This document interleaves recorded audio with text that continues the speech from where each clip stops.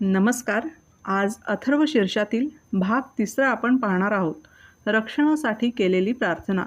अवत्वाम अववक्तारम अवश्रोतारम अवदातारम अवधातारम अवानुचानवम शिष्यम अवपश्चातात अवपुरस्तात अवोत्तरातात अवदक्षिणातात अवचोर्ध्वातात अवाधरातात सर्वतोमा पाहि पाहि समंतात. याचा अर्थ असा होतो, तू माझं रक्षण कर. तुझ्या रूपाचे वर्णन करणाऱ्या माझे रक्षण कर. तुझ्या गुणांचे श्रवण करणाऱ्या माझे रक्षण कर. तुझ्या उपासनेचे लोकांना दान करणाऱ्या माझे रक्षण कर. तसेच धारण करणाऱ्याचे म्हणजेच उपासनेची साधने उत्पन्न करणाऱ्या माझे रक्षण कर. अध्ययन करणाऱ्याचे गुरूंजवळ सांगोपांग अध्ययन करणाऱ्या माझं आणि माझ्या शिष्यांचं तू रक्षण कर. तुझ्या भक्ती उपासनेमध्ये उत्पन्न होणारी जी नानाविध विघ्ने त्यापासून तू माझे पश्चिम दिशेकडून, पूर्वेकडून, उत्तरेकडून, दक्षिणेकडून रक्षण कर.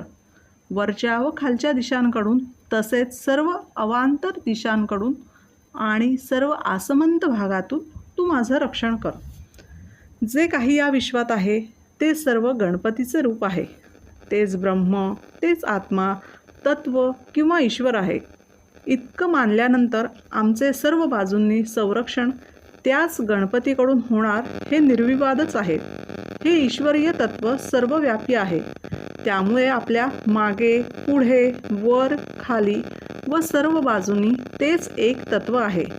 याचसाठी त्या एका तत्वाच्या आधाराने आपण आहोत, जगतो व उन्नती करतो. तेच त्या रक्षक शक्तीने सुरक्षित राहते. याचसाठी आमची चारही बाजूंनी सुरक्षितता राहावी म्हणून त्या गणपतीची प्रार्थना येथे केली आहे. ती संयुक्तिक आहे. येथे एक शंका मनात येते की जर सर्वच विश्व हे त्या गणेशाचे विश्वरूप आहे तर त्या विश्वात माझा पण अंतर्भाव होत असल्याने माझाही समावेश गणेशाच्या विश्वरूपात झाला पाहिजे. हे म्हणणे खरे असून उपासक विश्वरूपात सामील झालेलाच असतो. उदाहरणार्थ, ज्याप्रमाणे आपल्या शरीरात कोणताही भाग अथवा अवयव सर्व शरीरात सम्मिलित असतो, सर्व शरीराच्या आधाराने राहतो, सर्व शरीराच्या पोषक शक्तीने पोसला जातो, सर्व शक्तीच्या हितासाठी कार्य करतो व सर्व शरीरासाठी आपल्या शक्तीचे पूर्णाहुती देण्यास आपली इतिकर्तव्यता समजतो, त्याचप्रमाणे विश्वरूपी गणपतीमध्ये किंवा तत्वामध्ये, आत्म्यामध्ये, ब्रह्मामध्ये आपण आहोत. त्याच्या शक्तीनेच आपण असतो, राहतो, वाढतो, उन्नत होतो, समर्थ होतो, प्रभावित होतो व परिपूर्ण होतो. म्हणूनच त्याच्या शक्तीने आपण सुरक्षित असतो.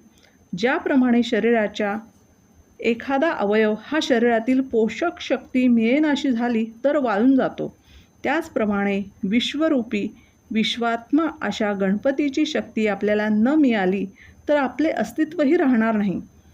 ज्याप्रमाणे शरीरात एखादा अवयव किंवा रक्ताणू, त्याचप्रमाणे विश्वात्म्याच्या गणपतीच्या विश्वदेहामध्ये आपण मनुष्य प्राणी आहोत. म्हणूनच आपल्यातील सर्व शक्ती विश्वसेवेसाठी अर्पित केली पाहिजे.